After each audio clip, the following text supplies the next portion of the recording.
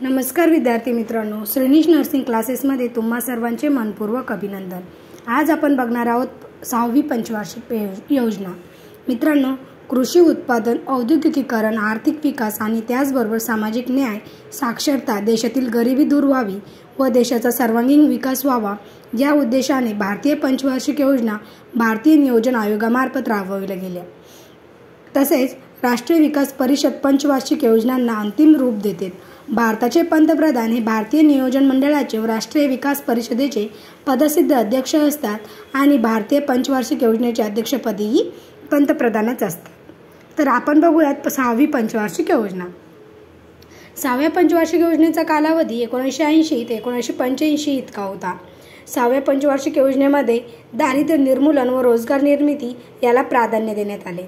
आता बघूया 6व्या पंचवार्षिक योजनेमध्ये कोणकोणत्या योजना आखण्यात आल्या।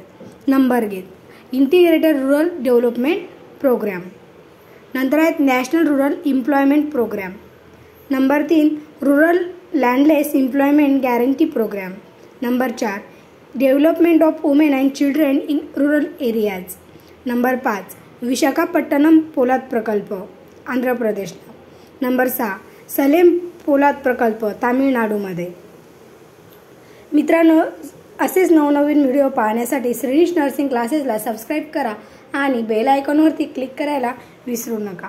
आता बघूया 6व्या पंचवार्षिक योजनेमध्ये काय महत्त्वपूर्ण घटना घडल्यात। महत्त्वपूर्ण घटना नंबर 1 15 एप्रिल 1980 मध्ये 6 बँकांचे राष्ट्रीयकरण झाले। आपण अगोदर 4थ्या पंचवार्षिक योजनेमध्ये 14 बँकेचे राष्ट्रीयकरण झाले होते 4थ्या पंचवार्षिक योजनेमध्ये। आता 6व्या पंचवार्षिक योजनेमध्ये 6 बँकांचे राष्ट्रीयकरण झाले। नंबर 2 जानेवारी 1982 मध्ये एक्झिम बँक ऑफ इंडियाची स्थापना झाली। नंतर आहेत नंबर 3 12 जुलै 1982 ला नाबार्डची स्थापना झाली। नाबार्ड आपल्याला सर्वांना माहीतच आहे। आता 6व्या पंचवार्षिक योजनेमध्ये काय मूल्यमापन झाले?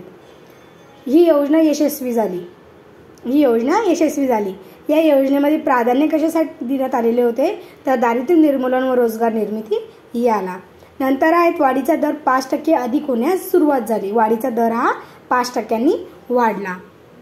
मित्रांनो, असेच नवनवीन व्हिडिओ पाहण्यासाठी श्रेणीश नर्सिंग क्लासेसला सबस्क्राईब करा आणि बेल आयकॉनवरती क्लिक करायला विसरू नका। धन्यवाद।